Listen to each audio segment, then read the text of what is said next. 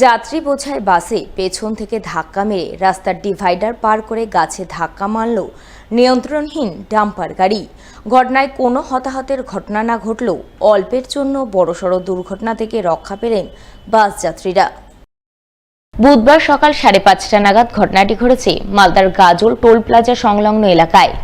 জানা গেছে, এদিন রায়গঞ্জের দিক থেকে একটি ডাম্পার গাড়ি গাজল হয়ে পাকুড়ের উদ্দেশ্যে যাচ্ছিল। ওই সময় ডাম্পার গাড়ির সামনে দিয়ে যাচ্ছিল একটি যাত্রী বোঝাই বেসরকারি বাস, কিন্তু বাস চালক কোনো কারণবশত হঠাৎ করে সজোরে ব্রেক কষে।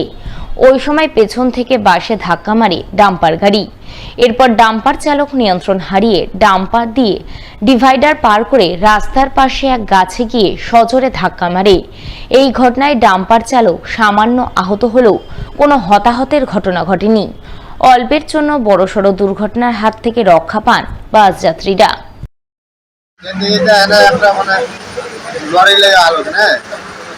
আর এখানে পাঁচা হলো তো পাঁচটা বহুত স্পিড এসেছিল ওখানে এখানে এসে ব্রেক লে তার ব্রেক আমলে তো हम সামনে যেতে পারিনি ব্রেক যে বাসে মেরে বাদে গাড়ি বাঁ দিকে কেটে এলে ভালো উঠে গেছে।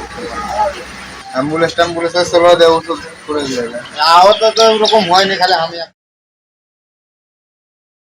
লরির ধাক্কায় এক যুবক গুরুতর আহত হওয়ার ঘটনাকে কেন্দ্র করে ধুন্ধুমার কাণ্ড ঘটে গেল মালদার হরিশ্চন্দ্রপুরের তুলসীহাটা এলাকায়। পরিস্থিতি নিয়ন্ত্রণে আনতে যথেষ্ট বেগ পেতে হলো পুলিশকে।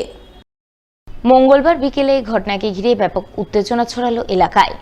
জানা গেছে, লরির ধাক্কায় আহত যুবকের নাম রহিম আলী, বাড়ি হরিশ্চন্দ্রপুর থানার বহর গ্রামে। এদিন তিনি তুলসীহাটার ভবানীপুর ব্রিজের কাছে এক বাইক শোরুমে নিজের বাইক সার্ভিসিং করাতে চান। ওই সময় তিনি ভবানীপুরের নির্মীয়মান ফ্লাইওভারের নিচে রাস্তার পাশে দাঁড়িয়েছিলেন। আর ঠিক তখনই এক লরি তাকে পেছন থেকে সজোরে ধাক্কা মারে বলে খবর। ফলে তিনি গুরুতর জখম হন।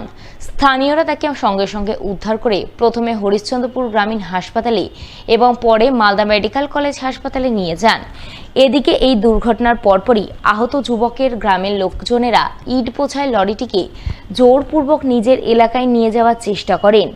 এই খবর পেয়ে হরিশ্চন্দ্রপুর থানার পুলিশ ঘটনাস্থলে পৌঁছায় এবং পরিস্থিতি নিয়ন্ত্রণে আনার চেষ্টা চালায়, কিন্তু অনেকক্ষণ পরেই পরিস্থিতি শান্ত না হওয়ায় পুলিশ শেষমেশ 6 জনকে আটক করে পরিস্থিতি নিয়ন্ত্রণে আনে বলে জানা গেছে।